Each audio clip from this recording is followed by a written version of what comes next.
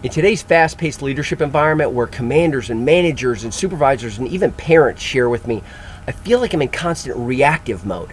I'd like to offer you 3 leadership pauses that can elevate your leadership effectiveness in that kind of environment.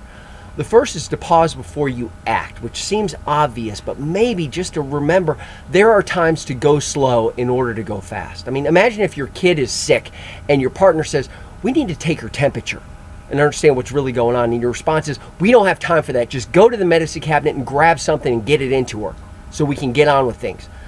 Obviously, there are crisis times in our life that might warrant that, but that can't be every day. Maybe this is a time to acknowledge we need more information. We need other people in the room. And let's also acknowledge that when you act and don't pause, your action may steal empowerment for other people. And by saying, "It's just easier if I do it," or "We don't have time to hand that off and let somebody else develop with that," you're stealing the opportunity to grow. And with urgency also comes biases. So when we act in that sense of urgency, especially if you're in a position of power and authority, the research is very clear here. You have a tendency to feel like you can pull it off more than you really can, or that there's an assumption that other people agree with your path and your plan more than actually do. So let's create a pause when we feel like, because I'm the leader, I have to act, and I have to act now. The second pause is to pause before you answer. And this is just to create space for voice. People come to you with problems and challenges, and you know the answer before it even finishes leaving their mouth.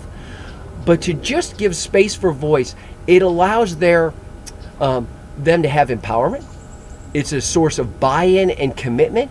And it also creates space for insights that maybe you haven't considered. And as a dad of a new teenage driver, as I sit in now the passenger seat or maybe even the back seat, I can't help but realize that the passengers in the car have a much clearer view of the blind spot than the leader who's driving the car. So to pause before you answer acknowledges that and gives voice to the people who probably can share something important.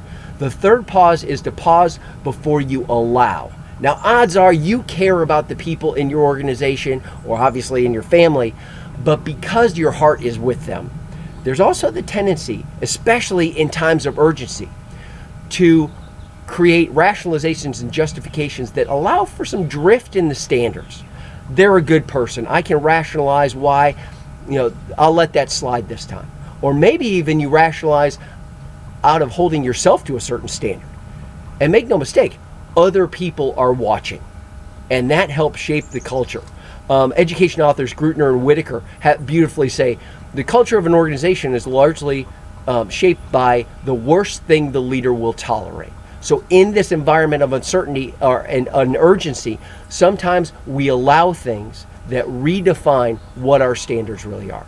So to pause before you act, to pause before you answer, and to pause before you allow in an environment of reaction and urgency can help elevate your leadership effectiveness.